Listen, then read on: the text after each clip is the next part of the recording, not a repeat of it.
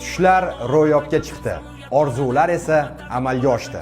O'zbekiston terma jamoasi Portugaliya terma jamoasi bilan bir guruhda birgalikda to'p surishadi. Cristiano Ronaldo bilan bizni terma jamoa to'p suradi, tasavvur qilyapsizlarmi? Bir paytlar Rossiya Federatsiyasining KVNida bizga bo'lgan, bizni futbolga bo'lgan kulgilik video sahnalar ro'yobga chiqdi. Va men hozir bir nimani aytib ko'rmoqchiman. Tasavvur qiling, K guruhidan bizni terma jamoa chiqa olsa, nasib va O'zbekiston terma jamoasi 2026-yilda kubokni O'zbekistonga olib kelsa, siz qanday holatga tushib qolgan bo'lardingiz?